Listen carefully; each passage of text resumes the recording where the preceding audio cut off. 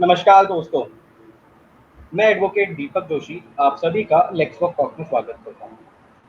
Lakes walk talk में हम हर episode में एक आम जन के महत्व का और उनके लिए जानने योग्य मुद्दा लेके आते हैं। तो उसी कड़ी में आज भी हम आप सब के लिए जानने योग्य एक ऐसा मुद्दा लेके आए हैं जिसके विषय में आप डेली सुनते आ रहे होंगे या आपने सुना होगा। आज का हमारा टॉपिक है, जैसा कि आप नीचे पढ़ भी सकते हैं, Aarogya Setu, open source and intellectual property rights. आशा करता हूँ आप सभी ने आरोग्य सेतु ऐप अपने फ़ोन में डाउनलोड कर दिया होगा। यदि नहीं किया तो आप अभी भी कर सकते हैं। अब यदि आपको जानकारी हो कि 26 मई 2020 को भारत सरकार ने एक प्रेस रिलीज निकाला था, जिसके तहत उन्होंने इस आरोग्य सेतु ऐप को ओपन सोर्स में तब्दील कर दिया या परिवर्तित कर दिया जा सकता है। अब जैसा कि मैं हमेशा कहता हूँ और लेक्स वॉक्स में हम अपने दर्शकों को बताते भी रहते हैं कि we are governed by law, whatever we do there is something और समथिंग रिलेटेड टू लॉ। तो अब इस पूरे मुद्दे में भी कोई ना कोई लीगल पहलू तो अवश्य होगा। अब वो लीगल पहलू क्या होगा वो आपको आज हमारे जो विशिष्ट अतिथि हैं और स्पीकर हैं वो बताएंगे। आज का हमारा टॉपिक तो विशेष है ही, आज के हमारे अतिथि भी बहुत विशिष्ट हैं। आइए मैं आपको आज के हमारे अतिथि जी से मुलाकात करवा देता हूँ। आज हमारे अतिथि हैं ऑनरेबल श्री यतीन्द्र सिंह जी, पूर्व न्यायाधीश छत्तीसगढ़ हाईकोर्ट। नमस्कार सर, आपका स्वागत है। तो मैं शो में आगे बढ़ूँ, मैं अपनी ऑडियंस को थोड़ा सा अपने अतिथि और अपने स्पीकर से परिचित करवाना चाहता हूँ। हमारे जो आज के अतिथि हैं श्री यतीन्द्र सिंह जी, ऑनरेबल श्री यतीन्द्र सिंह जी छत्तीसगढ़ हाईकोर्ट के चीफ जस्टिस रह चुके हैं और इलाहाबाद हाईकोर्ट के जज रह चुके हैं। वर्तमान में यतीन्द्र सिंह जी सुप्रीम कोर्ट में सीनियर एडवोकेट के तौर पर प्रैक्टिस करते हैं। यतीन्द्र सिंह जी ने इलाहाबाद यूनिवर्सिटी से साइंस में अपनी ग्रेजुएशन की। उसके पश्चात 1973 में सर ने अपनी वकालत की पढ़ाई पूर्ण की। वकालत खत्म होने के बाद 1973 में सर ने बार ज्वाइन की। इसका मतलब ये हुआ कि 1973 से सर वकालत में आ गए। सर ने 1997 से लेकर 1999 तक उत्तर प्रदेश के एडिशनल एडवोकेट जनरल का पदभार संभाला। तत्पश्चात 5 फरवरी 1999 को सर इलाहाबाद हाईकोर्ट में परमानेंट जज नियुक्त हुए। यतीन्द्र सिंह जी ने 22 अक्टूबर 2012 से छत्तीसगढ़ हाईकोर्ट के मुख्य न्यायाधीश का पद का कार्यभार भी संभाला और 8 अक्टूबर 2014 को छत्तीसगढ़ हाईकोर्ट में मुख्य न्यायाधीश के पद से सर रिटायर हुए। अब जो आगे मैं बताने वाला हूँ ये बहुत इंपॉर्टेंट है। सर जब इलाहाबाद हाईकोर्ट में जज थे और जब सर ने छत्तीसगढ़ हाईकोर्ट में मुख्य न्यायाधीश का पद संभाला, उस दौरान सर ने अपने एफर्ट से उन कोर्ट्स में कंप्यूटराइजेशन या कह लें कंप्यूटर से संबंधित व्यवस्था को सुधारा एवं उसका नवीनीकरण किया। सर के प्रयासों से ही इलाहाबाद हाईकोर्ट विश्व में पहला ऐसा हाईकोर्ट बना जिसमें कंप्यूटर की व्यवस्था जो थी वो ओपन सोर्स पे बेस्ड थी। आज जबकि लॉकडाउन में हम दिल्ली में भी जो भी हमारा वकालत होती है या आर्गूमेंट होता है हम वीडियो कॉन्फ्रेंसिंग से करते हैं। आज भी इलाहाबाद हाईकोर्ट और छत्तीसगढ़ हाईकोर्ट में वीडियो कॉन्फ्रेंसिंग एक ऐसे ऐप से होती है जो कि ओपन सोर्स है। अब 29/9/2014 को Yatindra ji faculty of law Allahabad university में विजिटिंग प्रोफेसर के तौर पर नियुक्त हुए। अब इतना वास्ट एकेडमिक और प्रोफेशनल मैंने सर की प्रोफाइल बताई, लेकिन इसके साथ साथ ये समझना भी बहुत आवश्यक है कि सर एक बहुत ही टीम स्पोर्ट्समैन भी हैं। आपको जान के आश्चर्य होगा, मुझे तो बहुत हुआ था कि यतीन्द्र जी ने उत्तर प्रदेश को पूरी स्टेट को टेबल टेनिस में रिप्रेजेंट किया एक। और सर अपनी यूनिवर्सिटी इलाहाबाद यूनिवर्सिटी में टेबल टेनिस और स्क्वैश के कप्तान भी थे और साथ साथ चैंपियन भी रहे हैं। सर आपका बहुत बहुत दोबारा से तहे दिल से स्वागत है शो में। हमारी बहुत खुश होगी आप आज के टॉक में। अब हम आज के टॉक में आगे बढ़ें, इससे पहले मैं आपको लेके जाना चाहूँगा अक्षय जी के पास। अक्षय जी आप लोगों को बताएंगे कि असलियत में, नमस्कार अक्षय जी, अक्षय जी हमें बताएंगे कि दरअसल आरोग्य सेतु है क्या। Over to you Akshay ji. जरूर, बहुत बहुत शुक्रिया Deepak ji. Deepak ji, Aarogya Setu is an Indian open source cross platform Covid contact tracing, syndromic mapping, and self-assessment digital service. Basically, it is developed by National Informatics Center under Ministry of Electronics and Information Technology. जिस तरीके से काम करता है, it detects and tracks the user's movement with the help of GPS and Bluetooth sensors and sends out the notification to the user if they come in contact with the infected people by using its database and algorithms. इसके अंदर 4 main sections होते हैं। 4 sections होते हैं। एक user का status बताता है कि ये कितने रिस्क में है कोविड के सिनेरियो में। दूसरा एक सेल्फ असेसमेंट करता है उसका, जैसे कि उसके सिम्टम्स के बारे में जानेगा कि उसे खांसी है नहीं, बुखार है नहीं, और उसका रिस्क प्रोफाइल जज करेगा कि किस कैटेगरी में आ रहा है। अगर ग्रीन है तो सेफ है, येलो है तो इसको एक क्लिनिक में जाना जरूरी है। अलॉन्ग विद दैट ये वाला ऐप आपको बताता है कोविड-19 के स्टेटस क्या है, अपडेट्स क्या है लोकल एरिया में और नेशनल एरिया में, और आपको यहाँ पे ई पास की सर्विस मिलती है। तो आरोग्य सेतु अब तक मोर देन 128 मिलियन लोगों ने डाउनलोड कर चुके हैं भारत में, और ये बहुत ही काबिल साबित हो रहा है इस कोरोना की लड़ाई में हमारे को सपोर्ट करने के लिए। Thank you very much Akshay ji. अब अक्षय जी ने जैसा कि हमें बता दिया आरोग्य सेतु क्या है, हम अब आज के टॉपिक जो कि है हमारा आरोग्य सेतु ओपन सोर्स इंस्टॉलेशन करते जाएंगे। उससे पहले मैं अपने दर्शकों को, सर ने हमें कहा था एक प्रेजेंटेशन भेजी, कहा था अपने दर्शकों से उसको साझा कर दो। मैं अपने दर्शकों को प्रेजेंटेशन दिखाना चाहता हूँ। The tortoise and the hare. अरे सर, ये लगता है मुझे कुछ गलत तो नहीं खुल गया। हम आरोग्य सेतु की बात करें तो ये कछुआ और खरगोश कहाँ से आ गया, आप ही समझाइए sir. Over to you sir. नमस्ते, आज की शाम शुभ और मंगलमय। बिल्कुल चिंता मत कीजिए, घबराइए भी नहीं। कछुए और खरगोश का बहुत गहरा और पुराना संबंध है ओपन सोर्स के साथ। इस चर्चा के दौरान मैं इस संबंध के बारे में भी बात करूंगा, बिल्कुल चिंता मत कीजिए। आज का विषय कुछ टेक्निकल भी है और कुछ बौद्धिक संपदा अधिकारों की भी हम लोग बात करेंगे, लेकिन ये आपको बिल्कुल समझ में आएगा, इसमें कोई भी मुश्किल नहीं है, बस जरा सा ध्यान दीजिएगा। आरोग्य सेतु के बारे में बहुत सारे प्रश्न हैं, बट आज जो विषय हम लोग ने चुना है वो विषय है कि आरोग्य सेतु को ओपन सोर्स क्यों बनाया गया, इसके क्या फायदे। इस पूरी चर्चा को मैंने 4 भाग में इसको तोड़ा है। नंबर 1, ये सॉफ्टवेयर होता क्या है। नंबर 2, ये सॉफ्टवेयर कानून में किस तरह से प्रोटेक्ट होता है। नंबर 3, ये ओपन सोर्स क्या भला है। नंबर 4, इसके क्या फायदे हैं, यानी कि सरकार ने इसे क्यों ओपन सोर्स किया। इसके पहले मैं अपने पहले भाग में जाऊं, मैं 2 शब्दों को आपको बताना चाहूंगा, कंप्यूटर सॉफ्टवेयर या जिसे शॉर्ट में सॉफ्टवेयर कहते हैं, और कंप्यूटर प्रोग्राम। अक्सर लोग समझते हैं कि ये दोनों शब्द एक दूसरे के पर्यायवाची हैं, बट वास्तव में ये सच नहीं है। इन दोनों में कुछ डिफरेंस है। इस डिफरेंस को आप अपने दिमाग में रख लीजिए तो समझने में आपको आसानी पड़ेगी। जैसे कि MS ऑफिस एक वर्ड प्रोसेसर है, लिब्रे ऑफिस, ओपन ऑफिस, ये सब वर्ड प्रोसेसर है। इसमें आप लोग अपनी पिटिशंस टाइप करते हैं, आप लोग अपने चिट्ठियां टाइप करते हैं, और सबसे इंपॉर्टेंट अपने बिल भी टाइप करते हैं, सबसे महत्वपूर्ण है। अब वर्ड प्रोसेसर में आप बहुत सारे काम कर सकते हैं। किसी को बोल्ड कर सकते हैं, किसी को सेंटर में कर सकते हैं पोर्शन को, किसी पोर्शन को आप इटैलिक्स में कर सकते हैं। तो ये अलग अलग काम हैं। तो किसी एक काम करने के लिए एक कंप्यूटर प्रोग्राम होता है, और ये सारे कंप्यूटर प्रोग्राम जितने काम वो मतलब सॉफ्टवेयर कर सकता है, मिलके उस सॉफ्टवेयर को बनाते हैं। यानी कि जो वर्ड प्रोसेसिंग का सॉफ्टवेयर है या कोई और सॉफ्टवेयर है, it is a collection of computer programs. आजकल तो अपने देश में मॉनसून आ गया है, बारिश हो रही, तो यदि सॉफ्टवेयर को हम समझें कि ये बारिश है, तो कंप्यूटर प्रोग्राम वास्तव में उसमें गिरने वाली बूंदें।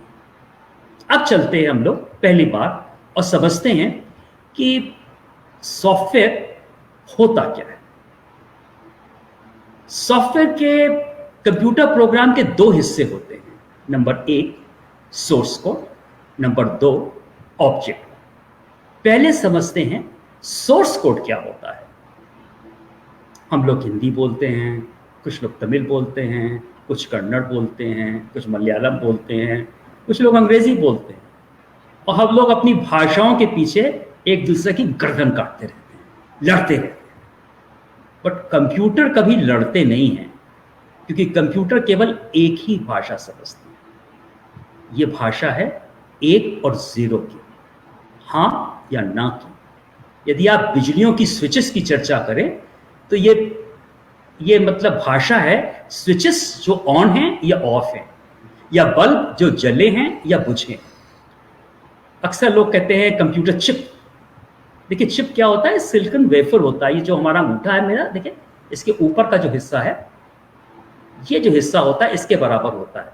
इसमें समझिए खरबों बल्ब हैं, जो तो जले हुए हैं या बुझे। अब पुराने समय में जो 1 और 0 की भाषा में ही डायरेक्टली कंप्यूटर प्रोग्राम लिखा जाता था। अब ये कैसे होता था? ये पंच कार्ड के जरिए हुआ करता था। देखिए मैंने एक पंच कार्ड की फोटो मैंने आपके लिए तैयार की हुई है। जोशी जी ये स्लाइड दिखाएंगे क्या? देखिए ये पंच कार्ड है, इसमें जगह जगह 0101 करके कुछ लिखा हुआ है। और पुराने टाइम में क्या हुआ करता था, टाइपराइटर से एक सी मशीन हुआ करती है। इसको चाहे तो हटा लें जोशी जी, स्लाइड। एक टाइपराइटर जैसी पंचिंग कार्ड की मशीन होती थी जिसमें आप टाइप कर सकते थे। टाइप करने से होता क्या था कि जो पंच कार्ड पे कहीं छेद हो जाता था और कहीं छेद नहीं होता था। अब जहां छेद है वहां तो रोशनी जा सकती है। यदि रोशनी जा सकती है तो हाँ, और रोशनी नहीं जा सकती है तो ना। तो एक कंप्यूटर प्रोग्राम इस तरह के सैकड़ों पंच कार्ड मिलके बनाया करते थे। अब ये बात किसी कंप्यूटर प्रोग्राम के लिए भी समझना मुश्किल हुआ करता था, प्रोग्रामर के लिए, कि भाई क्या कहाँ गलती हो गई। हालांकि कंप्यूटर आसानी से समझ सकता था। धीरे धीरे जब कंप्यूटर साइंस की थोड़ी सी प्रोग्रेस हुई और कुछ उन्होंने नई, इसको कहते हैं कि कुछ हाई लेवल लैंग्वेजेस को डेवलप किया, तो कंप्यूटर प्रोग्राम इन हाई लेवल लैंग्वेजेस में लिखा जाने लगा। अब आप लोगों में से बहुत लोगों ने कुछ बेसिक पढ़ी होगी स्कूल में, और बेसिक में आपने सीखा होगा। किन किन लोगों ने बेसिक पढ़ ली, जरा यस लिख के बताइए तो अपने कमेंट सेक्शन में, मैं देखूं तो कितने लोगों ने बेसिक पढ़ी हुई है। अच्छा, लगता है कि शायद कम लोगों ने पढ़ी है। बेसिक को पढ़ने के बाद जो एडवांटेज होता था, आप एक अंग्रेजी के शब्दों का प्रयोग करते हुए कंप्यूटर प्रोग्राम लिख सकते हैं। और ये बात सारी लैंग्वेजेस में हुआ करती है, हाई लेवल लैंग्वेजेस में। हाँ, मैंने देखा किसी ने, एक दो लोगों ने यस लिखा। जावा भी एक हाई लेवल कंप्यूटर लैंग्वेज है। हाँ, अब तो काफी लोग लिख रहे हैं, लगता समय था। चलिए, बहुत खुशी हुई आप लोगों की बात समझ के कि आप लोग भी ऐसा काम करते थे। तो जो आरोग्य सेतु है ये जावा में लिखा गया है। एक बार देखते हैं इसका छोटा सा किस तरह से ये कंप्यूटर प्रोग्राम लिखा गया है। जोशी जी अगली स्लाइड दिखाएंगे क्या? जी। देखिए इसमें दाहिनी तरफ जो उसमें आरोग्य सेतु का देखिए लोगो बना हुआ है, और बाईं तरफ देखिए ये अंग्रेजी भाषा में ये प्रोग्राम लिखा गया है। इस लिखा हुआ है package nic.goi.arogyasetu.m models data class Bluetooth model val name string val address val RSSI। तो एक तरह से आप यदि भाषा को जानते हैं, अंग्रेजी भाषा को, तो आप समझ सकते हैं क्या लिखा हुआ है। जोशी जी जब तक मैं कहूं नहीं तब तक स्लाइड मत हटाया करिए। ओके, देखिए इसमें जो ब्लूटूथ लिखा हुआ है, तो जो आरोग्य सेतु है ये एक तरह से ब्लूटूथ टेक्नोलॉजी का प्रयोग करता है, और ब्लूटूथ की टेक्नोलॉजी से यह पता करता है आप किन से मिल रहे हैं। ये कुछ वही पार्ट जो उसका है कंप्यूटर प्रोग्राम का, आरोग्य सेतु का, ये वो वहां पे कुछ लिखा हुआ है। इसको आप हटा सकते हैं जोशी जी, स्लाइड। आप यदि अंग्रेजी समझते हैं तो आप मोटा मोटा इसको समझ सकते हैं, लेकिन कंप्यूटर प्रोग्राम तो बहुत आसानी से समझ सकता है। लेकिन अभी कंप्यूटर इसको नहीं समझ सकता। जब कंप्यूटर प्रोग्राम इस तरह से लिखा जाता है तो उसको हम लोग सोर्स कोड कहते हैं। अब जितनी भी हाई लेवल लैंग्वेजेस होती हैं, इनमें एक प्रोग्राम होता है जिसको हम लोग बोलते हैं कंपाइलर। तो सोर्स कोड को जब हम कंपाइलर के थ्रू रन करते हैं तो ये उसको उस भाषा में बदल देता है जो भाषा में कंप्यूटर समझ सकता है, यानी 1 और 0 की। जब ये उस भाषा में बदल दिया जाता है तो इसको बोलते हैं ऑब्जेक्ट कोड या मशीन। जब आप किसी ऐप को एक डाउनलोड करते हैं या आप कोई कंप्यूटर सॉफ्टवेयर अपने कंप्यूटर पे इंस्टॉल करते हैं तो वास्तव में आप ऑब्जेक्ट कोड ही इंस्टॉल करते हैं या ऑब्जेक्ट कोड ही डाउनलोड करते हैं। यही आपके स्मार्टफोन पर किसी भी ऐप को चलाता है या आपके कंप्यूटर को ये चलाता है। अब हम लोग चलते हैं अपने एक दूसरे भाग पे कि कंप्यूटर जो सॉफ्टवेयर है किस तरह से कानून में प्रोटेक्ट किया जाता है। देखिए, जो प्रॉपर्टी होती है वो 2 तरह की होती है, टैंजिबल और इनटैंजिबल। टैंजिबल प्रॉपर्टी वो प्रॉपर्टी होती है जिसको आप छू के फील कर सकते हैं, जैसे आपका स्मार्टफोन। आप स्मार्टफोन हाथ में पकड़े हुए हैं, आप जानते हैं यहाँ पे। कुर्सी जिस पे आप बैठे हैं, मेज जिस पे आपका एक लैपटॉप रखा हुआ है, तो ये सारी चीज़ें टैंजिबल हैं। और जो टैंजिबल चीज़ें होती हैं इनमें जो राइट्स लाई करते हैं वो होते हैं पोजेशन के राइट, मॉर्गेजर और मॉर्गेजी के राइट, लाइसेंसर एंड लाइसेंसी के राइट, लेसर और लेसी के राइट्स, ओनरशिप के राइट्स। ये सारे राइट्स डिफाइन करते हैं टैंजिबल प्रॉपर्टी को। अब दूसरी तरह की जो प्रॉपर्टी होती है उसको कहा जाता है इनटैंजिबल, यानी जिसको छू के आप पता नहीं लगा सकते। जैसे मैं आपके बीच में बोल रहा हूं, आप मेरी पिक्चर देख रहे हैं, आप छू के पता नहीं लगा सकते कि मैं बोल रहा हूं या इसमें क्या हो रहा है। जब कभी आप छूइएगा तो आप स्मार्टफोन को ही छू पाइए, या आप कंप्यूटर को छूइएगा तो कंप्यूटर या लैपटॉप की स्क्रीन को ही छू पाइएगा। तो इस तरह की प्रॉपर्टीज को हम लोग इंटैंजिबल कहते हैं। इंटैंजिबल प्रॉपर्टीज में जो राइट्स लाई करते हैं उनको कहा जाता है बौद्धिक संपदा अधिकार, इंटेलेक्चुअल प्रॉपर्टी राइट्स, या शॉर्ट में आईपीआर। अब जैसे गुड्स और सर्विस के साथ जो आईपीआर होता है वो ट्रेडमार्क के नाम से जाना जाता है। इन्वेंशन में जो होता है वो पेटेंट के नाम से जाना जाता है। और बहुत सारे राइट्स जो होते हैं वो जगह से जुड़े होते हैं, उनको जियोग्राफिकल इंडिकेशंस कहा जाता है। मैं इलाहाबाद का हूँ, जैसे इलाहाबाद के अमरूद, नागपुर का संतरा, बासमती चावल, ये सब जियोग्राफिकल इंडिकेशंस हैं और ये भी एक तरह का आईपीआर है। अब आपसे कोई कहे कि आपने यतीन सिंह ने एक भाषण दिया था, उस भाषण को डिस्क्राइब कीजिए, तो ये जो डिस्क्रिप्शन आप लिखेंगे, हर व्यक्ति जो लिखेगा डिस्क्रिप्शन ये अलग अलग होगा। और ये डिस्क्रिप्शन में जो राइट लाई करता है वो राइट उसको कहते हैं कॉपीराइट। अब ये जो कॉपीराइट होता है ये उसको बिलोंग करता है जो कि लिखता है। अब याद कीजिए, जो मैंने आपको सोर्स कोड दिखाया था वो एक तरह का डिस्क्रिप्शन ही है। It is a description of a passage of a computer program. तो इसमें भी कॉपीराइट लाई करता है। डिस्क्रिप्शन पब्लिश्ड है, कोई दूसरा आदमी उसे चुराकर अपने नाम से, मतलब एक तरह से अपने नाम से पब्लिश कर दे या उसकी नकल उतार ले, तो एक कॉपीराइट का इन्फ्रिंजमेंट होगा। अब मान लिया जाए कि आपने उस डिस्क्रिप्शन को लिख तो लिया लेकिन ताले में बंद कर दिया। हो सकता है किसी दूसरे व्यक्ति को उसका उसी तरह का कोई आइडिया आए और वो उससे मिलता जुलता उस बात को लिख दे, सोर्स कोड लिख दे, या कोई भी डिस्क्रिप्शन जो आपने लिख के अपने ताले में बंद करके रखा है उसको लिख दे। तब ये नहीं कहा जा सकता कि उसने आपके कॉपीराइट का इन्फ्रिंजमेंट किया, क्योंकि उसके दिमाग की उपज है। जो आईपीआर्स भी होते हैं ना, they are creations of mind.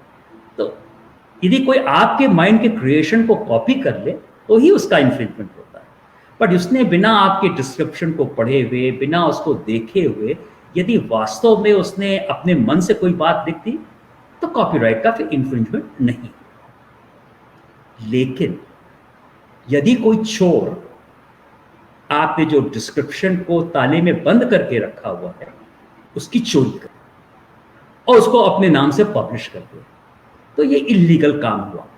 इसके मतलब यदि आपने डिस्क्रिप्शन को लिख के भी कहीं रख लिया है तो भी कुछ ना कुछ राइट उसमें लाई करते हैं, और ये जो राइट का नाम है वो है ट्रेड सीक्रेट,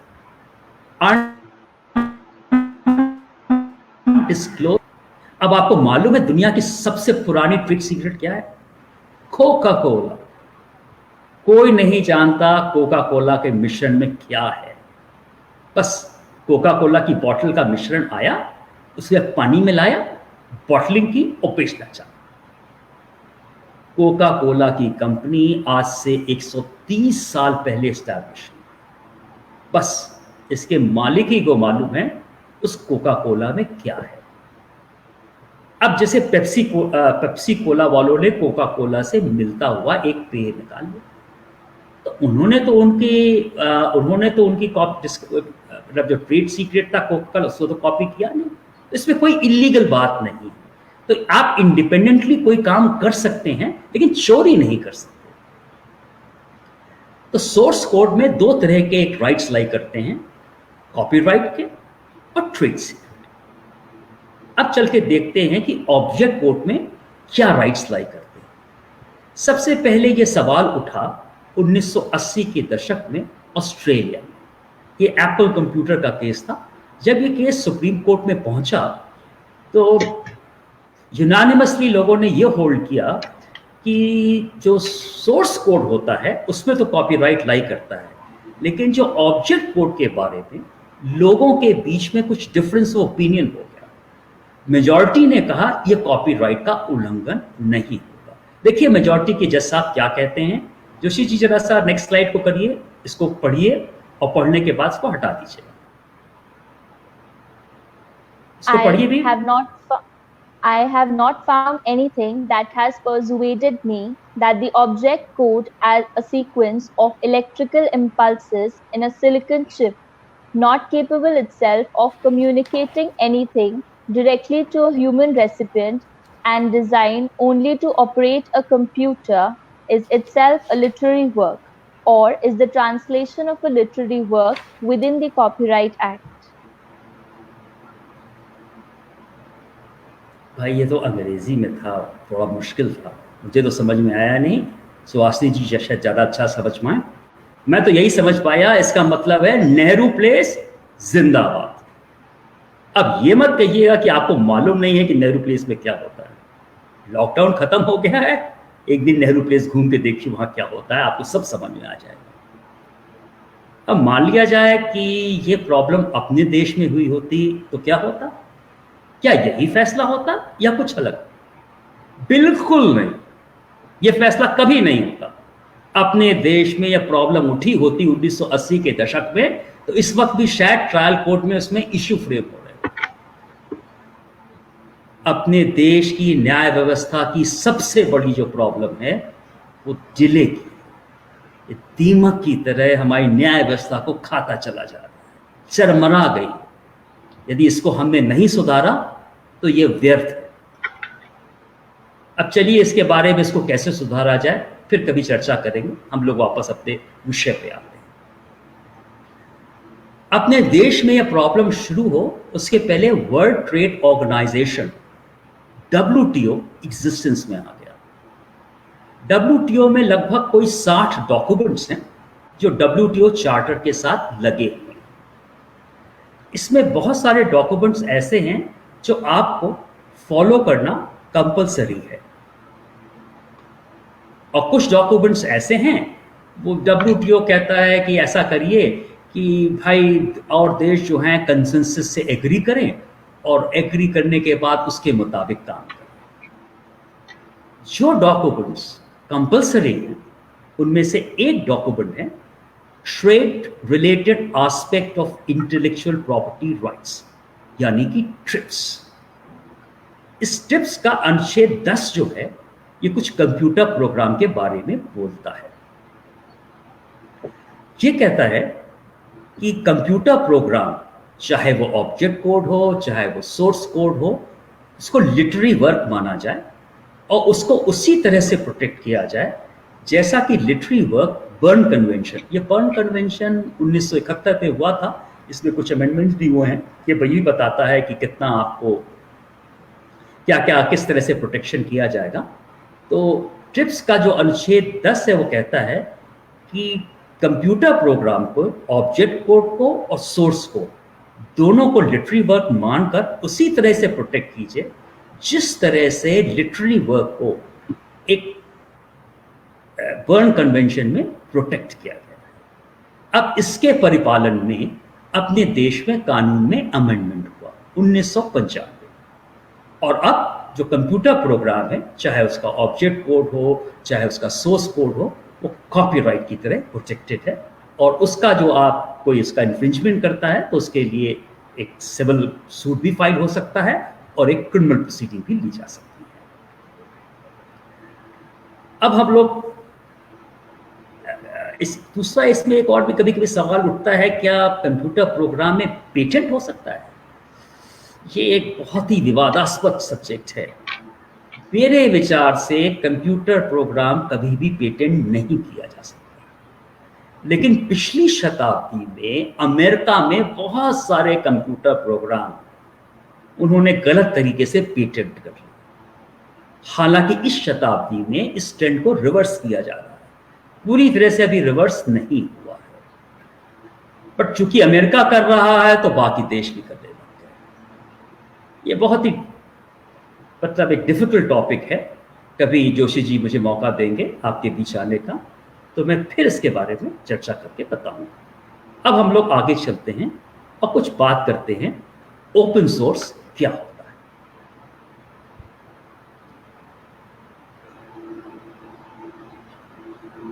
ओपन सोर्स जानने से पहले हम लोग जाने कि ये फ्री सॉफ्टवेयर क्या होता है, क्योंकि फ्री सॉफ्टवेयर जो है ये पहले आया, ओपन सोर्स बाद में आया।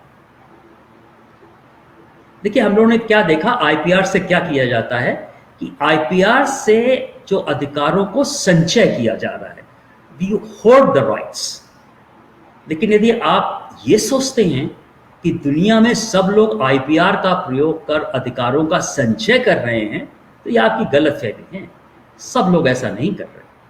कुछ लोग ऐसे भी हैं जो आईपीआर का इस तरह से प्रयोग कर रहे हैं कि दुनिया में कोई भी व्यक्ति उसका संचयन, अधिकारों का संचय न कर पाए। और सबसे पहले एक व्यक्ति जो इस बात को कहने के लिए आए, उनका नाम था Richard Stallburn. Richard Stallburn Massachusetts Institute of Technology, ये दुनिया का सबसे अच्छा टेक्निकल इंस्टीट्यूट माना जाता है। इसकी आर्टिफिशियल इंटेलिजेंस की लैब में काम करते थे, और उन्होंने कहा कि हर सॉफ्टवेयर पे अलग अलग तरह की फ्रीडम होना चाहिए, जो चाहे उसको मॉडिफाई कर ले, जैसा चाहे यूज़ कर सके। कुछ उन्होंने इस तरह की बात की और उन्होंने उन 4 फ्रीडम्स को डिफाइन भी किया। ये 4 तरह की जो फ्रीडम है कुछ थोड़ा सा मुश्किल शब्दावली है, मैंने उसको अपनी आसान भाषा में इसको लिखा हुआ है। मैं जोशी जी से कहूँगा कि वो अगली स्लाइड को रखें और उसको पढ़ने के बाद हटा दें। Point 1. Software is royalty free to use. Point 2. Source code is published or disclosed. Point 3. There is freedom to modify and use the software for any purpose. Point 4. Anyone who redistributes the software with or without changes is required to pass along similar freedom to others. पहली चीज़, आप कभी computer खरीदने जाएं तो दुकानदार पूछता है आप क्या लेंगे, लिनक्स लेंगे, विंडोज़ लेंगे। लिनक्स लेंगे तो कम पैसा नहीं लेंगे। आप विंडोज़ लेंगे, विंडोज़ 7 लेंगे तो 500 रुपये की है, विंडोज़ 10 लेंगे 3000 रुपये की है। आप कहते हैं मुझे विंडोज़ 10 दे दो, कहते हैं अच्छा भाई 3000 रुपये आपको एक्स्ट्रा लगेंगे। आप ये मत समझिए कि 3000 रुपये दे के आपने विंडोज़ खरीदी, बिल्कुल नहीं। ये 3000 रुपये रॉयल्टी है जो लाइसेंस फी के तौर पे आपने माइक्रोसॉफ्ट कि आप विंडो की यूज कर सकते हैं लाइसेंस की शर्तों के अनुसार, यानी एक ही कंप्यूटर पे यूज कर सकते हैं, उसमें कोई मॉडिफिकेशन नहीं कर सकते हैं, उसको केवल जिस पर्पस में लिखा है उसी के लिए यूज कर सकते हैं। तो उन्होंने पहली चीज कही कि ये सॉफ्टवेयर में कोई रॉयल्टी नहीं लेगा। नंबर 2, आप उसको मॉडिफाई कर सकते हैं और जिस तरह से चाहें उस तरह से इसको यूज कर सकते हैं। ये तभी हो सकता है जब सोर्स कोड पब्लिश हो। तो नंबर 2 और नंबर 3 इस बात को दिखाती हैं कि सोर्स कोड पब्लिश हो, जैसे चाहे यूज कर सके, जैसे चाहे मॉडिफाई कर सकें। इसका अर्थ ये हुआ कि उसमें ना तो कोई कॉपीराइट का मतलब आप क्लेम कर सकते हैं राइट, ना कोई पेटेंट का राइट क्लेम कर सकते हैं। ये दोनों राइट या ट्रेड सीक्रेट का कोई भी राइट इसमें क्लेम नहीं कर सकते। तीसरी जो चौथी कंडीशन है थोड़ी सी महत्वपूर्ण। आप उस सॉफ्टवेयर को जैसे चाहे यूज करें, उसको मॉडिफाई करें, जैसे चाहे यूज करें, कोई बात नहीं। लेकिन यदि आप उसको फिर से डिस्ट्रीब्यूट करते हैं जैसा वो आपको मिला था या मॉडिफाई करके, तो आपको भी वही स्वतंत्रताएं देनी होंगी जो आपको मिली है, यानी कि आप उसमें रॉयल्टी नहीं चार्ज कर सकते। सोर्स कोड पब्लिश करना पड़ेगा, आपको भी अनुमति देनी पड़ेगी, जो चाहे इसको अमेंड करे, जो चाहे मॉडिफाई करे, जो चाहे इसको जैसा यूज करे। बताना पड़ेगा कि जिसको आप डिस्ट्रीब्यूट कर रहे हैं वो यदि मॉडिफाई करके या उसी प्रकार से किसी और को देता है तो वो भी इन 4 कंडीशंस को लगाए। रिचर्ड स्टॉलमैन के अनुसार इस तरह के सॉफ्टवेयर में फ्रीडम है, इसीलिए उन्होंने इसको कहा ये फ्री सॉफ्टवेयर। देखिए, कॉपीराइट का काम क्या होता है? कॉपीराइट एक तरह से अधिकारों का संचय करता है। रिचर्ड स्टॉलमैन ने क्या किया कि कॉपीराइट का प्रयोग करते हुए मतलब एक तरह से सारे अधिकारों को समाप्त कर दिया, यानी कि धारा अनुच्छेद 370 से 370 ही खत्म कर दिया। कॉपीराइट का ठीक उल्टा काम कर दिया। अब कॉपीराइट का तो उल्टा कुछ होता नहीं, हाँ, राइट का उल्टा लेफ्ट जरूर होता है। तो एक नया शब्द निकाला गया ऐसे सॉफ्टवेयर के लिए, कॉपी लेफ्ट, और इस तरह के सॉफ्टवेयर को कॉपी लेफ्टेड सॉफ्टवेयर भी कहा जाता है। फिर स्टॉलमैन गए वकीलों के पास। ख्याल रखिएगा, वकील अपनी समाज के सबसे महत्वपूर्ण लोग होते हैं, वकीलों के बिना किसी का काम नहीं चल सकता। स्टॉलमैन साहब ने वकीलों से कहा, भाई ऐसा करो, मेरे लिए एक लाइसेंस तो लिख दो जिसमें इस तरह की कंडीशंस इनकॉर्पोरेट हो। तो वकीलों ने उनके लिए एक लाइसेंस लिखा और उस लाइसेंस का नाम उन्होंने दिया जनरल पब्लिक लाइसेंस, यानी कि GPL। और इस तरह के सॉफ्टवेयर को GPL सॉफ्टवेयर भी कहा जाता है, यानी कि फ्री सॉफ्टवेयर, कॉपी लेफ्टेड सॉफ्टवेयर और GPL सॉफ्टवेयर, ये एक ही चीज है। स्टॉलमैन साहब कहा करते थे कि think free as in free speech, not as in free beer. मतलब जो फ्री शब्द है उसको उस तरह से सोचो जैसा कि फ्री स्पीच में है, न कि जैसा मुफ्त शराब में। अब चलते हैं तो जानते हैं ओपन सोर्स ये कब आया, मतलब किस तरह से शुरू हुआ, इसके बारे में कुछ अब चर्चा करते हैं। धीरे धीरे जब 80 के दशक में फ्री सॉफ्टवेयर आया और धीरे धीरे कुछ समय बीतने लग गए तो फ्री सॉफ्टवेयर का एक तरह से रुतबा बढ़ने लग गया। तो प्रोप्राइटरी सॉफ्टवेयर वालों को बड़ी घबराहट लगी, तो उन्होंने फ्री सॉफ्टवेयर के खिलाफ FUD फड चालू कर दिया। फड मालूम है क्या होता है? F माने फियर, U माने अनसर्टेनिटी, D माने डाउट। तो फड एक तरह की सेल्समैन गिमिक है जो कोई भी कंपनी अपने कॉम्पिटिटर्स की तरफ के लिए फैलाती है, ताकि लोग कॉम्पिटिटर्स के मतलब प्रोडक्ट को न खरीद के उसकी कंपनी के खरीदें। दूसरी बात क्या था, रॉयल्टी नहीं ली जा सकती है, तो कुछ ये एंटी बिजनेस भी मतलब एक फीलिंग हुई। हालांकि ऐसा है नहीं, ओपन मतलब फ्री सॉफ्टवेयर से भी बहुत पैसा कमाया जाता है, लेकिन बस कमाने का तरीका अलग होता है। पर कॉरपोरेशन को यह लगा अब कॉरपोरेशन इसको यदि अडॉप्ट करने से थोड़ा सा हिचकिचाने लगी, यदि कॉरपोरेशन नहीं हिचकिचाएंगी तो फिर पैसा नहीं आएगा। ये तो आपको मालूम है, मनी मेक्स अ मैन गो। ठन ठन गोपाल से कोई काम होता नहीं है, मतलब पैसा तो चाहिए। तो भाई दो लोग थे फ्री सॉफ्टवेयर के सपोर्टर, एरिक रेमंड और ब्रूस पेरेंस। इन्होंने कुछ और फ्री सॉफ्टवेयर के लोगों को इकट्ठा किया और इकट्ठा करके 1990 के दशक के अंत में कैलिफोर्निया में एक मीटिंग की, 1998 में शायद, और उन्होंने एक कंसोर्टियम बनाया, उसका नाम रखा open source initiative.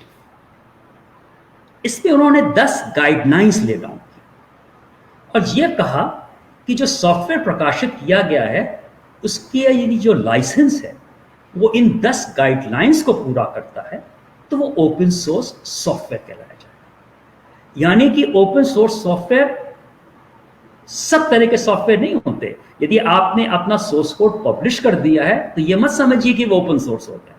Open source होने के लिए उसको सॉफ्टवेयर पब्लिश होने के साथ साथ उसमें वो 10 गाइडलाइंस भी कंप्लाई करनी चाहिए जो ओपन सोर्स इनिशिएटिव की। इनमें से 3 ऐसी कंडीशंस हैं जो बहुत ही महत्वपूर्ण हैं। चलिए हम उनको देखते हैं। दिखाएंगे जोशी जी अगली स्लाइड।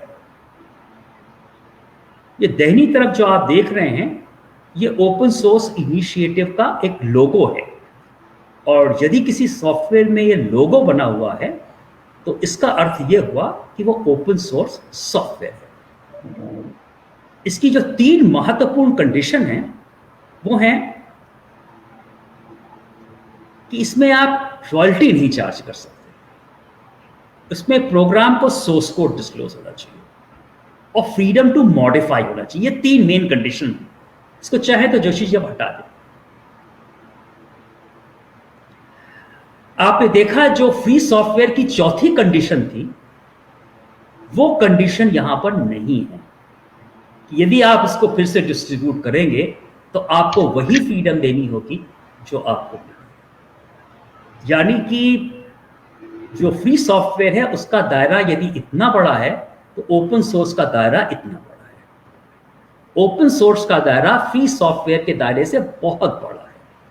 हर free software open source software है पर हर open source software free software नहीं होता है। कभी कभी इसको free oblique open source software भी कहते हैं, यानी कि फॉस। आज के दिन में ओपन सोर्स इनिशिएटिव ने 107 लाइसेंसेस को आइडेंटिफाई किया है जो ये बताते हैं कि इनमें से 17 ऐसे हैं जो रिटायर हो चुके हैं या सस्पेंड हो चुके हैं, यानी कि 90 लाइसेंस बचे हुए हैं और इन 90 लाइसेंस में यदि कोई सॉफ्टवेयर पब्लिश किया जाता है तो ही वो ओपन सोर्स सॉफ्टवेयर कहलाता है। इसमें जो सॉफ्टवेयर जो लाइसेंस सबसे ज्यादा कॉपी लेफ्ट करता है, कंप्लीटली कॉपी लेफ्ट करता है, उसका नाम है जीपीएल, जैसा कि मैंने आपको बताया। और सबसे कम जो करता है कॉपी लेफ्ट उसको बोलते हैं बर्कले सॉफ्टवेयर डिस्ट्रीब्यूशन या बीएसटी। दुनिया का सबसे जो कंप्यूटर में आपके प्रोग्राम जो चलाता है कंप्यूटर को, उस प्रोग्राम को ऑपरेटिंग सिस्टम कहते हैं। बहुत से लोग समझते हैं विंडोज ही केवल ऑपरेटिंग सिस्टम, गलत। विंडो भी है, बहुत सारे ऑपरेटिंग सिस्टम्स हैं। उनमें से सबसे जो पुराना ऑपरेटिंग सिस्टम है वो यूनिक्स है। यूनिक्स सबसे पुराना, सबसे स्टेबल ऑपरेटिंग सिस्टम है, लेकिन इसको चलाने में कुछ बहुत दिक्कत हुआ करती थी। तो जब स्टीव जॉब्स ने एप्पल कंप्यूटर को एस्टैब्लिश किया तो उन्होंने क्या किया कि जो मैक ऑपरेटिंग जो एप्पल कंप्यूटर होता है वो मैक ऑपरेटिंग सिस्टम से चलता है। तो स्टीव जॉब ने जब मैक ऑपरेटिंग सिस्टम बनाया तो उसने यूनिक्स का बेस ले लिया, क्योंकि यूनिक्स सबसे स्टेबल ऑपरेटिंग सिस्टम था, और उसके ऊपर उसको मॉडिफाई करके उसने मैक ऑपरेटिंग सिस्टम बनाया। और मैक जो ऑपरेटिंग सिस्टम है इसका सोर्स कोड डिस्क्लोज नहीं है, हिडन, प्रोप्राइटरी। इसका सोर्स कोड केवल एप्पल कंप्यूटर वालों को मालूम है। यानी कि BSD में यदि कोई भी यूनिक्स पब्लिश किया गया है तो उसको आप प्रोप्राइटरी में कन्वर्ट कर सकते हैं। अब एक और महानुभाव आए, उनका नाम था लिनुक्स टोरवाल्ड। तो उन्होंने भी यूनिक्स को बहुत एक आसान ऑपरेटिंग सोचा कि मैं इसको आसानी से चलने वाला ऑपरेटिंग सिस्टम बना दूं। तो उन्होंने जिस ऑपरेटिंग सिस्टम को बनाया वो हो गया लिनुक्स यूनिक्स, या शॉर्ट में लिनक्स। लिनुक्स टोरवाल्ड ने लिनक्स को GPL में पब्लिश किया, यानी कि इसको टोटली कॉपी लिफ्ट कर दिया। तो BSD एक जो BSD लाइसेंस के अंदर जो सॉफ्टवेयर पब्लिश होता है उसको आप जिस तरह से चाहें उस तरह से बदल सकते हैं, टोटल प्रोप्राइटरी या टोटल कॉपी लेफ्ट। इसके बीच के जो एक तरह से 88 लाइसेंस बचे वो इन दोनों लाइसेंस BSD कॉपी लेफ्ट इन दोनों के बीच में कहीं। अब अलग अलग जो वेबसाइट्स होती हैं ये वेब सर्वर पे होस्ट की जाती है। वेब सर्वर पे होस्ट करने के लिए भी अलग अलग तरह के सॉफ्टवेयर होते हैं। इनमें सबसे लोकप्रिय जो सॉफ्टवेयर है उसका नाम है अपैची। अब भाई कुछ लोग अपैची भी कहते हैं, मालूम नहीं क्या करेक्ट प्रोनाउंसिएशन है। मेरे हिसाब से इसका करेक्ट प्रोनाउंसिएशन अपैची है। अपैची जो है ये अपैची का वर्जन 2 अपैची 2.0 में इस वक्त पब्लिश्ड है, और आरोग्य सेतु जो है वो इसी अपैची 2.0 में पब्लिश किया गया है। अपैची 2.0 BSD और GPL के ठीक बीचों बीच समझिए आता है, और अपैची 2.0 के सॉफ्टवेयर को आप मॉडिफाई कर सकते हैं। जो मॉडिफिकेशन आप करेंगे उसको आप जिस तरह से चाहें उस तरह से पब्लिश कर सकते हैं, यानी वो प्रोप्राइटरी भी हो सकता है, GPL भी हो सकता है।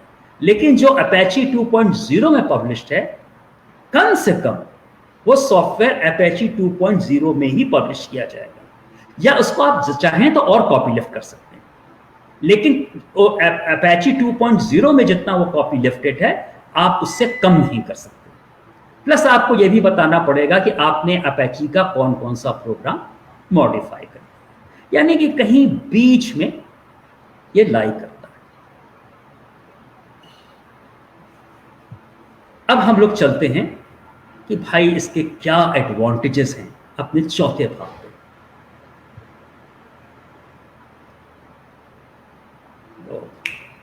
आई एम सो सॉरी, कुछ बड़ी गड़बड़ हो गई। अरे भाई, ओके, मैंने आपसे शुरू में बताया था कि खरगोश और कछुए का बहुत गहरा संबंध है, बताना भूल गया। चलिए अब बता देता हूं। पंचतंत्र की कहानी तो पढ़ी होगी ना, कछुए और खरगोश की रेस की। वो कहानी थी कि भैया एक बार ये लोग बहुत अच्छे दोस्त थे, एक बार रेस लगी तो खरगोश तो बहुत तेजी से आगे निकल गया। उसने कहा मैं आराम कर लेता हूँ। आराम करने पेड़ के नीचे भाई लेट गया, ठंडी ठंडी हवा चल रही थी, सो गया। कछुआ धीरे धीरे धीरे धीरे आया, उसने रेस जीत ली। तो जिससे कहा गया slow but steady wins the race. लेकिन आधुनिक समय में कुछ और रेसें भी इसमें जोड़ गई। अब दोनों दोस्त थे तो शाम को बैठा करते थे। अब तक जो खरगोश था बहुत गुस्सा, अरे मैं कैसे हार गया, कछुए से हार गया, इस खोंचू से हार गया, इतने आदमी से हार गया, मैं तो मिल्खा सिंह हूं, ये बात कैसे हार गया, इससे कैसे हार गया। उसने कहा भाई एक बार फिर रेस करते हैं हम लोग। कछुआ ने चलो। अब की बार खरगोश ने रेस नहीं किया, उसने तुरंत रेस जीत ली।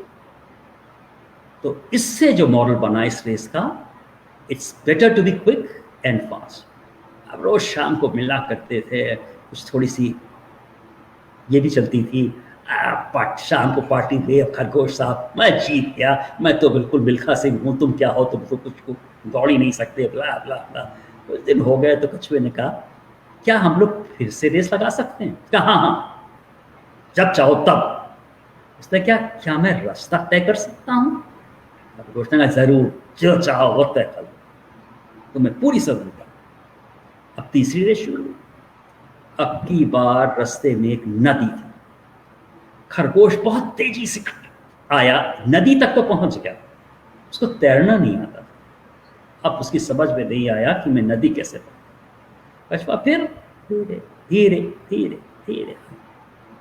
और नदी के पास पहुंचकर तैरकर फिर रेस जीत ली।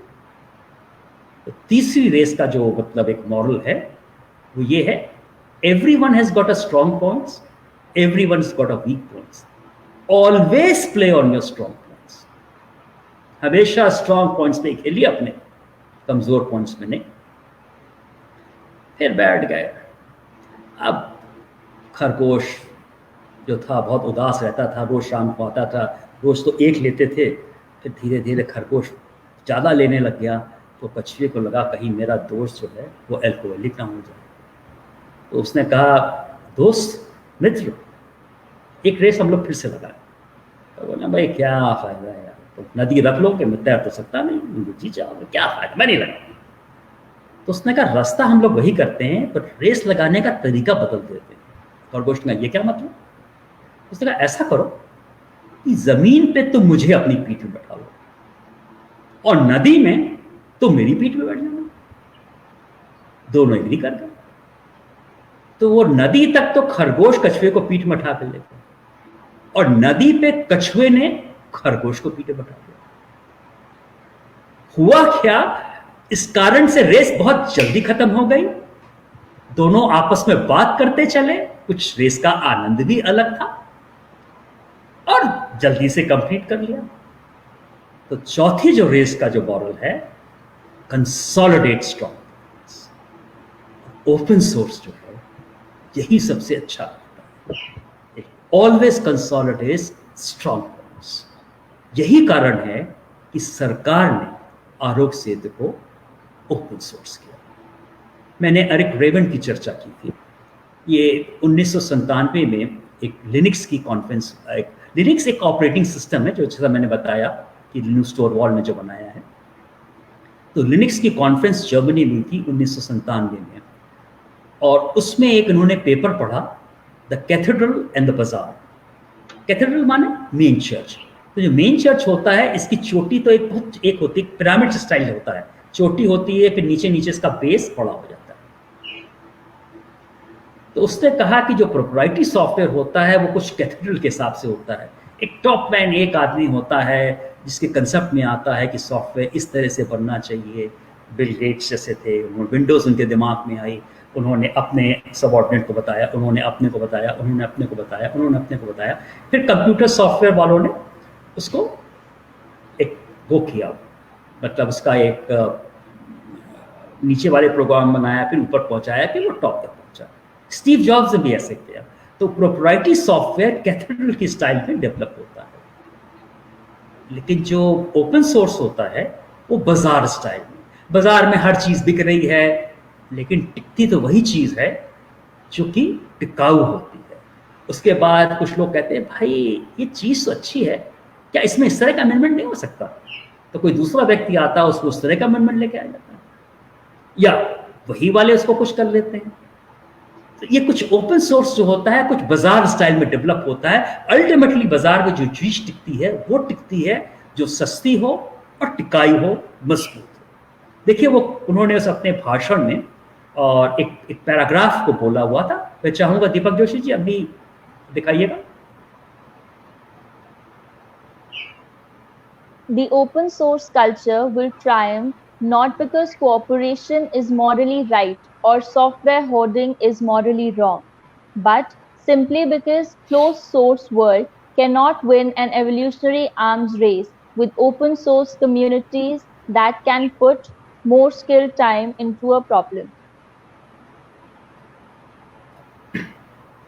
इसमें उन्होंने पेपर में एक नया एक नियम प्रतिपादित किया और कहा, given enough eyeballs all bugs are shallow. जब किसी चीज में बहुत से लोग अपनी नजर गड़ा के गलतियों को ढूंढ रहे हों तो उसमें फिर गलती होना नामुमकिन है। सरकार ने भी कुछ अपनी तरफ से इंसेंटिव दिया। सरकार का कहना है कि जो उसमें कुछ बताएगा आरोग्य सेतु में इम्प्रूवमेंट, उसको 1 लाख रुपए तक का पुरस्कार दिया जाएगा। सरकार ने कहा कि यदि आप इसमें कोई कमी बताते हैं, बग्स बताते हैं, कोई सिक्योरिटी प्रॉब्लम बताते हैं, तो उसमें 3 लाख रुपए तक का पुरस्कार है। ये सारे स्टेप्स लिए गए हैं, ये सारे स्टेप्स एक तरह से उसको ज़्यादा स्ट्रॉन्गर और स्टेबल बनाने के लिए। तो पहला एडवांटेज जो इसका ओपन सोर्स करने का हुआ कि ये स्टेबल हो जाए। जब कोई आप ऐप को डाउनलोड करते हैं अपने स्मार्टफोन पे, या भाई आप कोई अपने कंप्यूटर में कोई कंप्यूटर प्रोग्राम को इंस्टॉल करते हैं, तो ये नहीं मालूम वो कर क्या रहा है आपके स्मार्टफोन में या कंप्यूटर पे। क्या ये वही बात कर रहा है जो वो कहता है, या वो बात कर रहा है, कुछ और बातें भी कर रहा है, या आपके कॉन्फिडेंशियल मैसेजेस को, कॉन्फिडेंस चीज़ों को कलेक्ट करके ये उनको भेज दे रहा है जिनके बिहाफ पे ये इंस्टॉल किया गया। अब इसको केवल तभी पता लगाया जा सकता है जब सोर्स को, अब सरकार ने कोविड-19 से लड़ने के लिए इस ऐप को बनाया और ये वास्तव में ट्रेस करता है, सच्ची बात तो ये है, और ये बताता है कि कहाँ कहाँ हॉट स्पॉट्स हो सकते हैं, कहाँ कहाँ कोरोना वायरस होने के चांसेस ज़्यादा है, और क्या आपको कोरोना वायरस हुआ कि नहीं, आपको टेस्टिंग में जाना चाहिए कि नहीं जाना चाहिए। तो पहले से ही कुछ आपको एक तरह से इंडिकेशन देता है, पहले से ही आप कुछ प्रिकॉशन ले सकते हैं। तो सरकार चाहती थी कि ज़्यादा से ज़्यादा लोग इसको डाउनलोड करें, लेकिन जो प्राइवेसी एक्टिविस्ट हैं, यानी कि जो निजता की लड़ाई लड़ते हैं अधिकारों की, उन्होंने कहना शुरू किया हमें क्या मालूम है क्या कर रहा है, भगवान जाने, हमारे स्मार्टफोन से हमारी कॉन्फिडेंशियल चीज़ें भेज रहा हूँ, हमारे कंप्यूटर्स भेज रहा हूँ, बिल्कुल डाउनलोड मत करो, ये तो बिल्कुल राइट ऑफ प्राइवेसी का हनन है, ब्ला ब्ला ब्ला ब्ला ब्ला। अब सरकार को लगा कि यदि ये निजता वाले बात करने लग गए और कहीं लोगों ने डाउनलोड नहीं किया, तो हम तो फिर लड़ना तो एक तरह से इम्पॉसिबल होगा इससे। तो उन्होंने कहा लो भैया,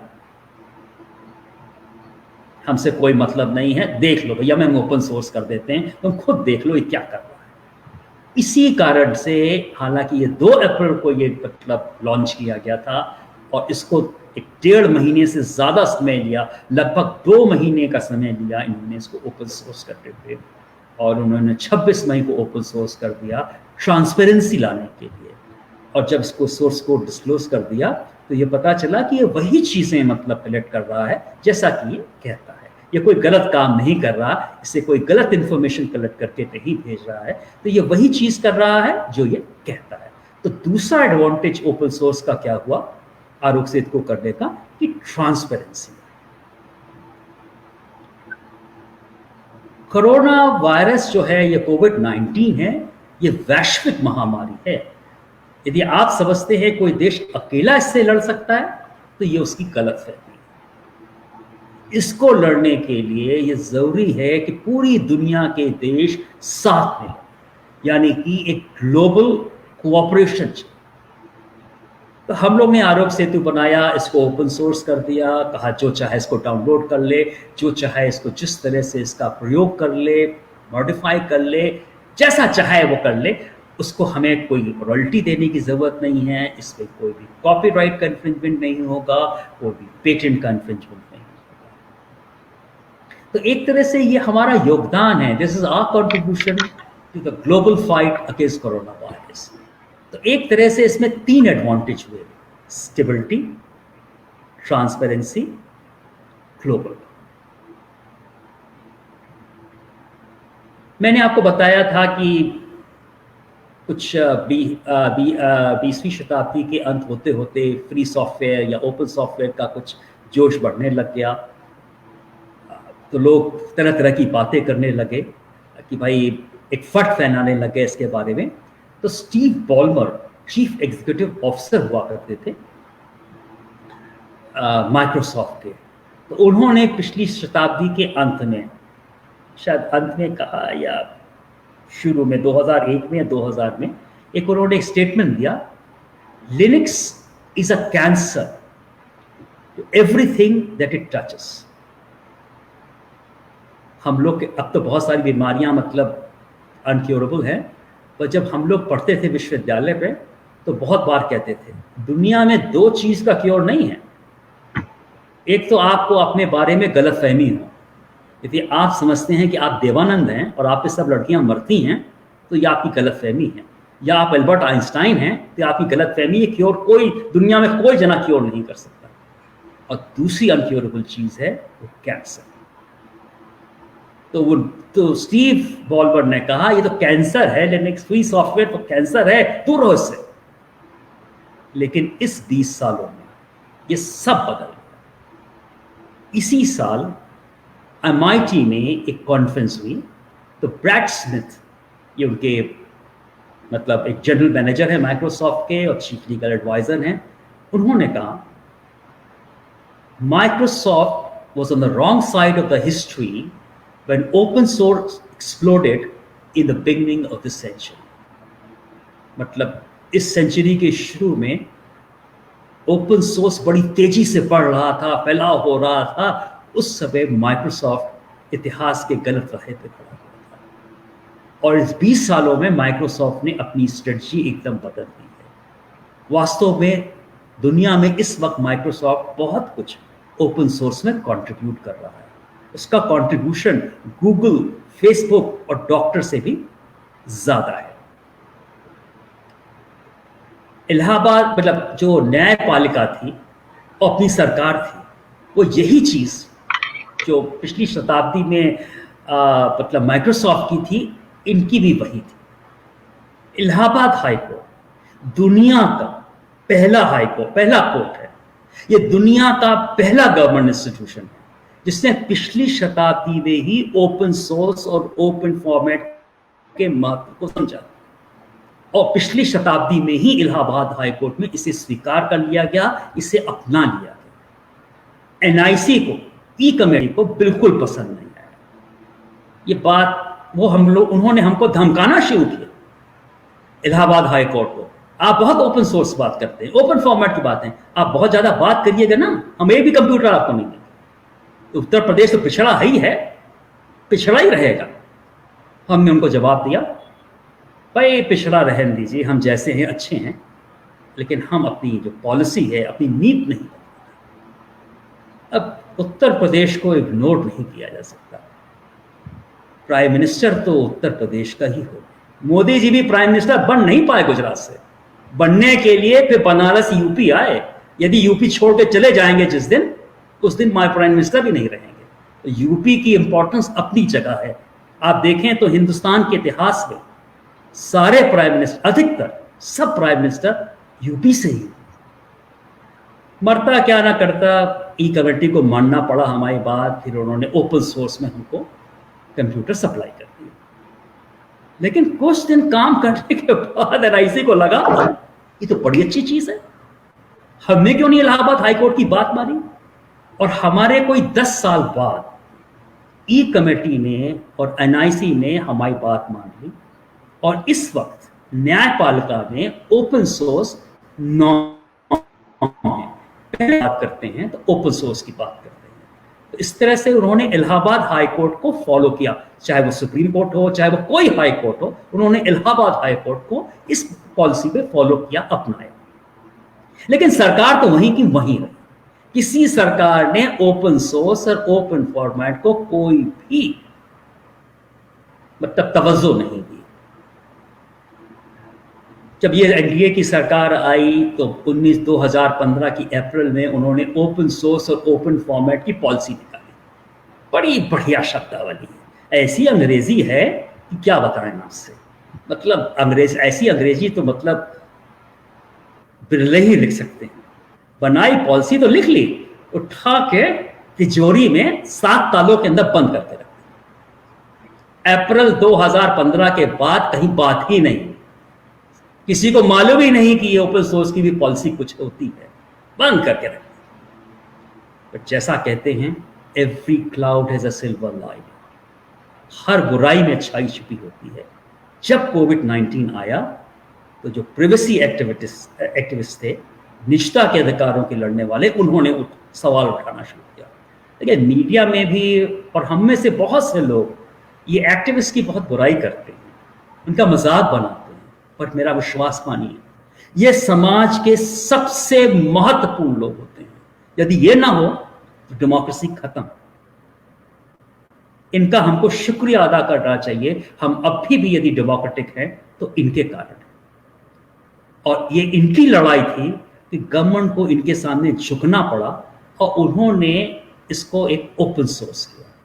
आज तक एनआईसी ने या ना भी एनआईसी ने ना ही सरकार ने आज तक कोई ऐप कोई सॉफ्टवेयर ओपन सोर्स किया।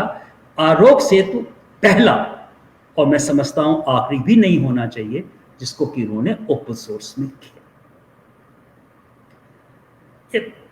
मतलब एक तरह से कोविड-19 और ये जो प्रिवेसी एक्टिविस्ट थे, ये जो सरकार कुंभकर्ण ऐसे सो रही थी, इसको उठाया उठो, और इसके कारण उन्होंने सरकार ने छोटा सा कदम, पर मुझे शक नहीं है और पूरा विश्वास है कि आने वाले समय पे इसके दूरगामी परिणाम होंगे। इन्हीं शब्दों के साथ मैं लेक्स वॉक फाउंडेशन को धन्यवाद देना चाहूँगा कि उन्होंने मुझे मौका दिया अपने विचारों को आपसे साझा करने के लिए। मेरा उनको शुक्रिया, आदाब, जय Hind. Thank you very much sir. मुझे आशा है कि हमारे सभी दर्शकों को इतना कॉम्प्लेक्स इशू जिस रुचि से आपने, जिस शब्दावली में आपने समझाया, उनको इतना कॉम्प्लेक्स विषय भी बहुत सिंपल लगा होगा। और स्पेशली आपने जो कछुए और खरगोश के कॉन्टेक्स्ट में ओपन सोर्स की महत्वता समझाई, उसका महत्व समझाया, उसके लिए मैं आपका बहुत आभारी। सर, आगे बढ़ने के लिए हमारे लेक्स वॉक टॉक में एक सेशन रहता है क्वेश्चन आंसर का। हमारी ऑडियंस हम अलग अलग जगह पे लाइव हैं इस वक्त, अलग अलग प्लेटफॉर्म पे, तो वो सवाल पूछते हैं। तो सर, उन्हीं सवालों के आपसे वो उम्मीद करते हैं आप उनके जवाब देंगे, तो उनके सवाल ले लेते हैं। अक्षय जी पहला सवाल पूछेंगे सर आपसे। क्या सवाल? सर नमस्कार सर। एक्चुअली एक सवाल पूछा गया, जब एक ओपन सोर्स है और शायद कोई क्लोज सोर्स भी होता होगा, जैसे आपने कहा जो जिसमें पब्लिश नहीं होता है उसको क्लोज सोर्स बोलते हैं। तो सर अब मान लीजिए किसी ने क्लोज सोर्स के अंदर कुछ ओपन सोर्स का डाल दिया या ओपन सोर्स का कुछ क्लोज सोर्स में डाल दिया, तो जो नया डेरिवेटिव वर्क आया है सर, तो उसको कैसे देखेंगे? क्लोज सोर्स मानेंगे या ओपन सोर्स मानेंगे? कॉपीराइट के क्या इशू आएंगे सर उस पर? देखिए, ओपन सोर्स ये डिपेंड करता है किस लाइसेंस के अंदर उसको पब्लिश किया गया है। जो आपने दोनों को मिक्स यदि कर दिया है, वो किस लाइसेंस के अंदर पब्लिश किया गया है। यदि वो लाइसेंस ओपन सोर्स इनिशिएटिव की 10 गाइडलाइंस को कंप्लीट करता है तो वो ओपन सोर्स हो गया, नहीं तो नहीं। लेकिन आपने क्लोज सोर्स डाल दिया और सोर्स को नहीं किया तो उसने तो उसको कंप्लाई नहीं किया, पहली गाइडलाइन को नहीं कंप्लाई किया, वो कभी भी ओपन सोर्स नहीं माना जाएगा। सर, एक सवाल हमारे ऑडियंस में से हैं, पंकज जी, उन्होंने पूछा है सर, जब हमने कहा ओपन सोर्स में सोर्स कोड जो है पब्लिक के लिए ओपन हो जाता है, तो इनका सवाल ये है कि क्या जब सोर्स कोड ओपन हो जाता है पब्लिक के लिए, तो जो इन्फॉर्मेशन ये ऐप कलेक्ट करता है, तो जो व्यक्ति वो सोर्स कोड का इस्तेमाल कर सकता है, या क्या ये इन्फॉर्मेशन उस तक जा सकती है? मतलब जो इन्फॉर्मेशन कलेक्ट की हुई है? जी सर। जो इन्फॉर्मेशन, वो तो जो इन्फॉर्मेशन जैसे आपने कलेक्ट कर ली, वो एक आरोग्य सेतु सर्वर पे चली जाती है, वो आरोग्य सेतु सर्वर पे रहती है। और जो आरोग्य सेतु का जो सर्वर है, उसका जो मतलब एक सॉफ्टवेयर है, वो सॉफ्टवेयर ओपन सोर्स नहीं है, वो क्लोज सोर्स है, वो किसको नहीं मिल सकता। वो मतलब कोई हैकर मतलब निकाल ले, बट कोई कानून नहीं पकड़ सकता। यही तो डिजिटा वाले फिर कह रहे हैं कि आप उस इंफॉर्मेशन का किस तरह से प्रयोग कर रहे हैं, आप बताइए। आप सर्वर का जो मतलब सॉफ्टवेयर है उसको भी ओपन सोर्स करिए, सरकार वो नहीं कर रही। सर एक और सवाल था सर, जैसे कि सर ओएसएस को लेके जो ओपन सोर्स सॉफ्टवेयर होते हैं, उनको लेके एक स्पेकुलेशन होता है कि उसमें कोई भी मॉडिफिकेशन कर सकता है, अल्टरेशन कर सकता है टू अ लिमिटेड एक्सटेंट, तो कहीं ना कहीं मिसयूज का विंडो खुल जाता है। और जब मिसयूज का विंडो खुलता है तो सर लायबिलिटी कैसे अटैच करी जाए किसी पे? फिर अब तो ये बाजार है, बाजार में चोरी हो गई सर, तो फिर चोर मिलना सर थोड़ा सा कहीं मुश्किल है। पहली बात, आपका वो स्टेटमेंट सही नहीं है। ओपन सोर्स में थोड़ा बहुत नहीं, आप पूरा मॉडिफाई कर सकते हैं, जो मन चाहे सो करें। जी, नंबर 1। नंबर 2, आप ओपन सोर्स का एक कंडीशन ये होती है, as it is where it is. यदि आप में कोई डैमेज हुआ है, वेल आपकी जिम्मेदारी। जो ओपन सोर्स में पैसा कमाने का तरीका होता है, जैसे ये होता है कि आपने एक सॉफ्टवेयर को लिखा और आपने कहा अच्छा ठीक है भाई, ये ओपन सोर्स है, आप चाहे तो यूज कर ले, as it is where it is, आपको डैमेज हुआ आप जाने। लेकिन कभी कभी कंपनी कहती है कि आप हमारा ये सॉफ्टवेयर ओपन सोर्स को यूज करेंगे तो हम आपको एक तरह की मतलब इंडेमनिफाई करते हैं, आपको कोई डैमेज होगा तो हम आपका पैसा देंगे, इसके लिए वो कुछ पैसा आपसे ले लेते हैं दूसरे आदमी से। This is how you earn money, मतलब you give a guarantee, for that you can take money. लेकिन यदि रॉयल्टी तो है ही नहीं, as it is where it is. Sir एक हमारे दर्शक हैं अक्षय अग्रवाल जी, इन्होंने सर सवाल पूछा है कि सर जैसा कि आरोग्य सेतु ऐप में the app ask for our health status, यदि कोई व्यक्ति वो स्टेटस गलत बताता है तो उस समस्या का क्या समाधान है? ऐसे तो हम कोविड से लड़ नहीं पाएंगे सही से। यस, ये तो एक तरह का कॉन्फिडेंस है भाई, लोग सही बताएं। अब ये तो प्रॉब्लम है, इसीलिए तो बहुत से लोग कहते हैं ना कि कोविड-19 इफेक्टिव नहीं है। इसलिए इफेक्टिव नहीं है क्योंकि भाई लोग गलत इंफॉर्मेशन होता है। आप घूमने गए बाजार में, आपने ब्लूटूथ ऑफ कर दिया, आप बाजार में घूमने गए, आपने जीपीएस ऑफ कर दिया, लोकेशन ऑफ कर दी, तो पता ही नहीं चल रहा। तो ये तो मतलब इसका कोई जवाब नहीं है, मतलब इसका कोई सोल्यूशन नहीं है। इसीलिए वो कहते हैं हमेशा लोकेशन और ब्लूटूथ को ऑन रखिए। सर एक ये मेरा ना निजी सवाल है सर जब आपने नोकिया की और माइक्रोसॉफ्ट की बात करी सर मेरे को लगता है कि जब एंड्रॉइड ने साबित कर दिया कि ओपन सोर्स से भी $1 बिलियन एंटरप्राइज बनाई जा सकती है, जिसे नोकिया ने एक्सेप्ट नहीं किया था शुरू में, ना ही माइक्रोसॉफ्ट ने एक्सेप्ट किया था। जैसे ही $1 बिलियन एंटरप्राइजेज और यूनिकॉर्न आना शुरू हुई ओपन सोर्स सॉफ्टवेयर यूज करके, उन्होंने तुरंत इसे कमर्शलाइज करने, मतलब कहीं ना तो मुझे लगता है कि जब तक कमर्शलाइजेशन का एंगल नहीं मिलता बड़ी कॉर्पोरेशंस को, वो लोग इंट्रोड्यूस ही नहीं होते उस मॉडल में। सर आईबीएम ने भी करा तो विंडोज से पछाड़ दिया सर उसके बाद जब विंडोज के बाद एप्पल ने उसे पीछे छोड़ा सर, फिर एप्पल के बाद आज ओपन सोर्स में गूगल ने पीछे छोड़ा सर। नहीं बिल्कुल नहीं। एक मिनट आपको इतिहास ठीक से मैं बताता हूँ। जी सर, हाँ थोड़ा कंफ्यूजन है सर। प्लीज देखिए, यदि बिल गेट्स जो हैं ये दुनिया के मतलब he is the most brilliant man, और यदि वो वकील होते तो दुनिया में उनसे अच्छा वकील नहीं होता। वो दुनिया में कोई काम करते वो उसमें एक्सीलेंट होते, और बिल गेट्स से ज्यादा शूड कोई व्यक्ति। आईबीएम ने अपने जीवन में गलती क्या की, जब ये कॉन्ट्रैक्ट करने लग गए माइक्रोसॉफ्ट से, तो आईबीएम का एक OS2 वॉक कनेक्ट जो सॉफ्टवेयर था वो विंडोज से कहीं मतलब 1000 गुना बेहतर था, मैक ऑपरेटिंग सिस्टम से बेहतर था।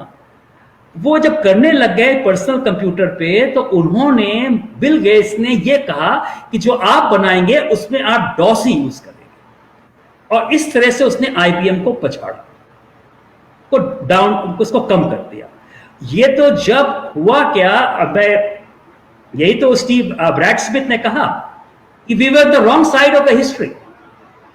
जब ये ओपन सोर्स ज्यादा पॉपुलर होने लगा और ये लगा कि भाई ओपन सोर्स ही फ्यूचर है, बल्कि एक इसकी 1976 में एक न्यूज वीक मैगजीन ने बिल गेट्स पे एक आर्टिकल लिखा था, और स्टीनबैक, आई थिंक कैनाडी रोक एक किताब है स्टीनबैक की, उसका एक कोटेशन उसने यूज किया कि जो हम कहते हैं ना काइंडनेस, कोऑपरेशन, ये जो अच्छी चीजें होती हैं, ये निशानी है एक फेलियर, एक सक्सेसफुल की निशानी है, कितना आप दूसरे का दमन कर सको, कितना वो कर सको। तो उसने ये जो बातें कही, ये बिल गेट्स के लिए वो न्यूज वीक में कही गई थी। तो आप ये मतलब ये जब ओपन सोर्स पॉपुलर होने लग गया तब इनको रियलाइज हुआ, और एक तरह से जब बिल गेट्स हटे, उन्होंने कंट्रोल छोड़ा, और नेल्सन मंडेला आए तो इनको लगा कि ओपन सोर्स ज्यादा इंपॉर्टेंट है, और उन्होंने फिर ओपन सोर्स को कंट्रीब्यूट करना शुरू किया।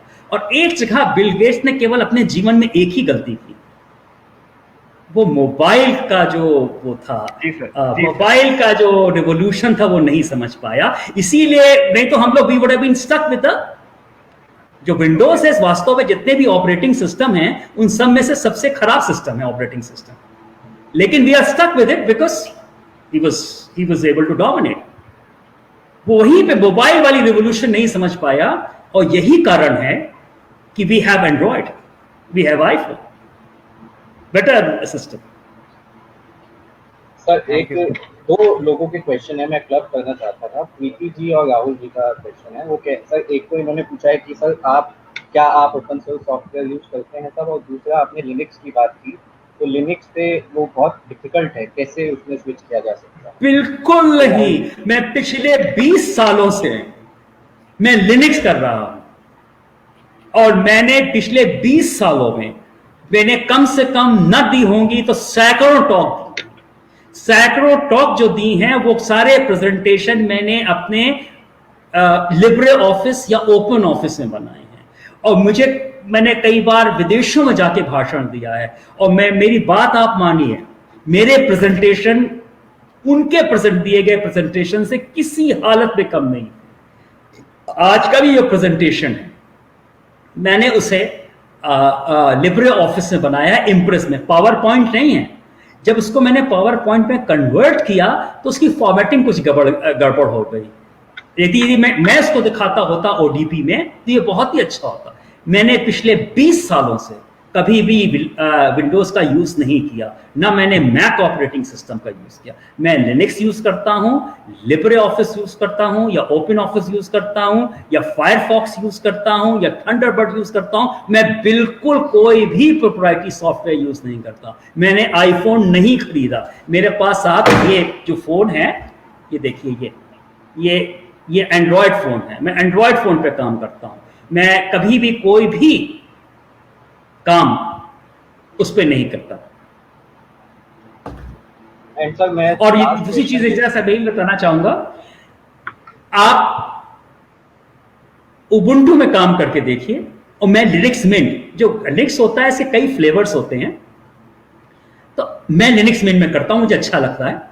और जो पालिका है, जो न्याय व्यवस्था है, मतलब जुडिशरी है, वो उबुंटू में काम करती है। ये दोनों बहुत यूजर फ्रेंडली हैं। आप एक बार करके तो देखिए, आपको लगेगा ये विंडोज से कहीं ज्यादा आसान है। सर ये एक लास्ट क्वेश्चन ले लेते हैं। मैं दर्शकों से भी माफी चाहूंगा, सारे क्वेश्चन समय की सीमा की वजह से हम नहीं ले पाएंगे। तो स्वाति जी का सवाल है, थोड़ा इंटरेस्टिंग है।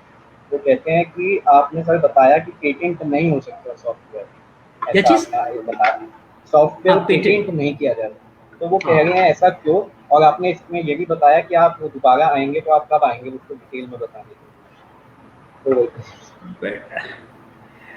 देखिए, ये सवाल थोड़ा सा मतलब एक बहुत ही विवादास्पद है, डिबेटेबल है, कॉम्प्लिकेटेड है, आसान सवाल नहीं है। इसके लिए एक 2 मिनट 3 मिनट में मुझे भाषण मतलब से मैं आपको समझाना मुश्किल है। मोटे तौर पे ये समझ लीजिए कि जो कंप्यूटर सॉफ्टवेयर होता है, ये लॉजिक होता है, मतलब एक लॉजिक है। आप इलॉजिकल वे में कंप्यूटर सॉफ्टवेयर नहीं लिख सकते। लॉजिक कभी भी पेटेंट नहीं किया जा सकता। क्या आप कह सकते हैं 2 + 2 = 4 इसको आप पेटेंट कर सकते हैं क्या? Logic can not be patented. ये मोटा चीज है, मोटी चीज है। और जो यूरोप पेटेंट ट्रीटी है, उसमें खुद ही लिखा हुआ है, the computer program can not be patented. Yet Europe की कंट्री पेटेंट कर रही है, क्योंकि अमेरिका कर रही है। अब जब दीपक जोशी जी बुलाएंगे, अब मैं फिर आ जाऊंगा। आजकल तो लॉकडाउन चल ही रहा है, खाली हम लोग सब खाली हैं, जब कहेंगे तब आ जाएगा। तो सर इतने सवाल हमने आज के लिए। सर आज हमारे बीच में मिस शालिनी सेठी जी हैं, ये भारतीय विद्यापीठ की छात्रा हैं।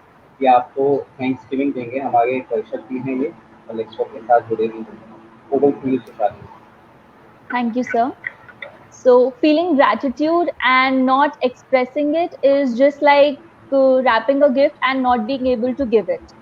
So, आदरणीय श्री यतेंद्र सिंह जी, पूर्व मुख्य न्यायाधीश, जिनकी ख्याति विश्व भर में प्रसिद्ध है और जिनकी शख्सियत को किसी भी परिचय की आवश्यकता नहीं है, मैं लेक्सवर्क फाउंडेशन की आभारी हूँ कि उन्होंने मुझे ये मौका दिया कि मैं सर का तहे दिल से शुक्रिया अदा कर सकूं कि सर ने अपने बिजी स्केड्यूल से हम सब के लिए अपना बहुमूल्य समय निकाला। मुझे पूर्ण विश्वास है कि आज का ये सेशन हमारे सभी पार्टिसिपेंट्स को एनरिचिंग और नॉलेजेबल लगा होगा। जो लोग भी हमें अलग अलग प्लेटफॉर्म से देख रहे हैं, उन्हें इस विषय में सही मार्गदर्शन मिला होगा। साथ ही मैं शुक्रिया अदा करना चाहूँगी advocate sir Deepak Joshi, founder and director of Lexwalk foundation, और उनकी टीम का, जो हमारे लिए ऐसे enriching talks and enlightening talks लेकर आते रहते हैं, एंड जिनके कंटिन्यूअस एफर्ट्स की वजह से आज का हमारा टॉक एक सक्सेस रहा। Thank you sir. Thank you very much. और मैं अपनी जनता को बताना चाहता हूँ एक चीज़, जब हम सर के पास गए कि सर आप एक हमारे लिए एक टॉक पे आरोग्य सेतु पे कर सकते हैं, तो सर ने बेझिझक और बहुत ही हम्बली कहा कि तुम अच्छा काम कर रहे हो, आम लोगों को भी पहुँचनी चाहिए बातें। और सर ने एक बहुत ही आम भाषा में, सरल भाषा में इस कॉम्प्लिकेटेड टॉक जो है इसको बनाया। बहुत बहुत धन्यवाद सर आपका।